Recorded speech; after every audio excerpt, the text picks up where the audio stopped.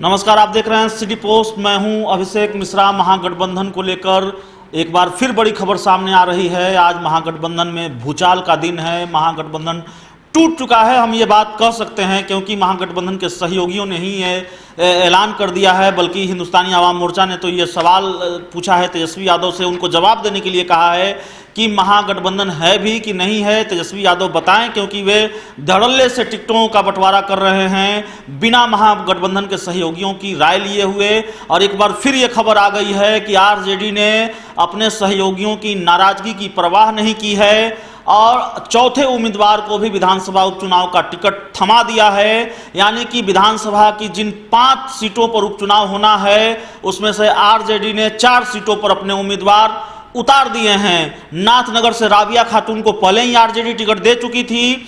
बेलहर से रामदेव यादव को उम्मीदवार बना दिया गया था। सिमरी बख्तियारपुर से जफर आलम को उम्मीदवार बनाया गया था और अब दरौंदा से भी अपने उम्मीदवार की घोषणा कर दी है आरजेडी ने। दरौंदा से उमेश सिंह को उम्मीदवार बनाया गया है। जाहिर है महागठबंधन का बवाल और बढ़ेगा, बल्कि महागठबंधन रहा ही नहीं, महागठबंधन टूट गया है। हिंदुस्तानी आवाम मोर्चा ने मांग की है कि आप बताइए महागठबंधन है भी कि नहीं है। आप क्यों बिना रायशुमारी किए हुए टिकटों का बंटवारा कर रहे हैं? या तो आप सिंबल वापस लीजिए और फिर से बैठकर यह राय लीजिए कि किस सीट पर कौन सा उम्मीदवार चुनाव लड़ेगा, किस पार्टी को टिकट दिया जाएगा। नहीं तो फिर जवाब दीजिए कि महागठबंधन है भी या नहीं है। तो महागठबंधन टूट गया है। नाथनगर सीट पर कांग्रेस ने भी दावा ठोका था और नाथनगर सीट पर हिंदुस्तानी आवाम मोर्चा ने भी दावा ठोका था। दोनों के दावों को खारिज करते हुए आरजेडी ने अपना उम्मीदवार वहां से उतार दिया।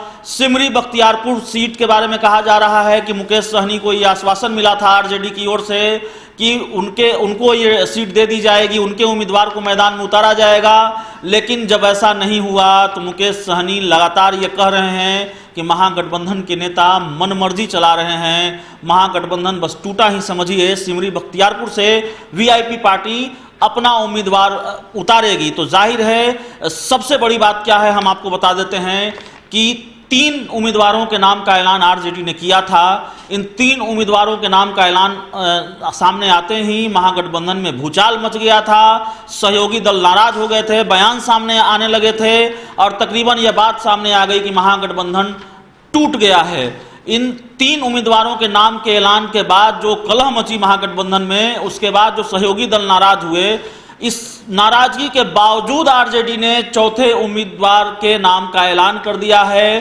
अंदाजा लगाना मुश्किल नहीं है कि ये बेपरवाही किस हद तक है, सहयोगियों की नाराजगी से कितनी बेपरवाह है आरजेडी और किस तरीके से उनकी डिमांड को, उनकी मांग को नजरअंदाज किया गया है, उनकी नाराजगी को खारिज किया गया है। उनकी नाराजगी से बिना डरे हुए 5 में से 4 सीटों पर अपने उम्मीदवार आरजेडी ने उतार दिए हैं। तो बड़ी खबर, दरौंदा सीट पर भी अपने उम्मीदवार के नाम का ऐलान आरजेडी ने कर दिया है। दरौंदा सीट से उमेश सिंह को उम्मीदवार बनाया गया है। इस खबर में इतना ही।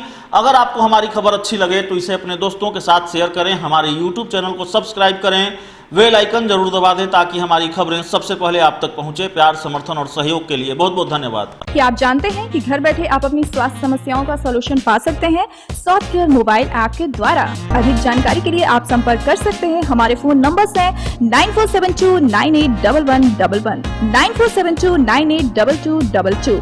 Soft care app, solution at your finger tips.